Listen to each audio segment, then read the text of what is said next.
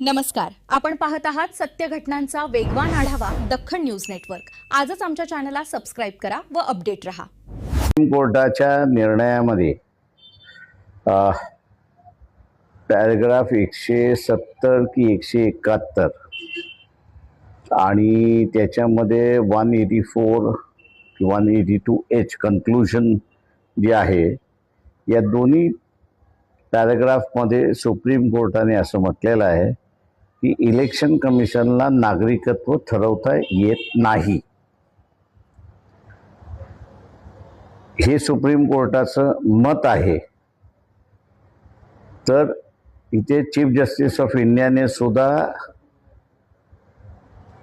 इंग्रजीमध्ये ज्याला म्हणतात कॉल स्पीड अ स्पीड, म्हणजे तलवार असेल तर त्याला तलवार म्हणा, बंदूक असेल तर म्हणा त्याला बंदूक म्हणा, अशा पद्धतीचं असणारं वागणूक त्या ठिकाणी दिसलेली नाही। जजमेंटमध्ये म्हणतात की बाबा इलेक्शन कमिशनला नागरिकत्वाच्या संदर्भात अधिकार कुठेच दिलेला नाही।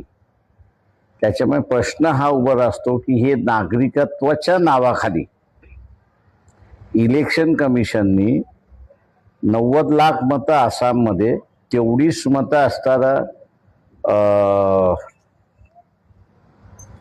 पश्चिम बंगालमध्ये, बिहारमध्ये आणि तामिळनाडूमध्ये मतं घाळ केली किंवा काढली। काढण्याचा अधिकार नसताना सुद्धा काढली। त्यावेळेस राज्यघटनेप्रमाणे हे फ्री आणि फेअर इलेक्शन आहे का, हा प्रश्न त्या ठिकाणी उपस्थित राहतो। आणि म्हणून मी असं म्हणालो की काँग्रेस आसाममध्ये, TMC वेस्ट बेंगॉलमध्ये, DMK तामिळनाडूमध्ये, डावे केरळामध्ये,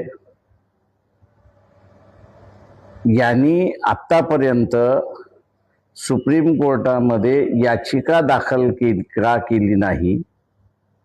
किंवा जर सुप्रीम कोर्ट असं म्हणतंय की हे वगळणं गैर आहे, अनकॉन्स्टिट्यूशनल आहे, इलेक्शन कमिशनला अधिकार नाही, तर ह्या चारही राज्याच्या निवडणुका रद्दाची रिट पिटिशन का दाखल केलेली नाही, हा मला वाटतं प्रश्न त्या ठिकाणी उपस्थित राहतो। माझा सल्ला आहे या पक्षांच्या प्रमुखांना की आपण असणारं सुप्रीम कोर्टामध्ये ह्या निवडणुका रद्द करणारी याचिका दाखल करण्यात यावी। तुम्ही आता निवडणुकीच्या अनुषंगाने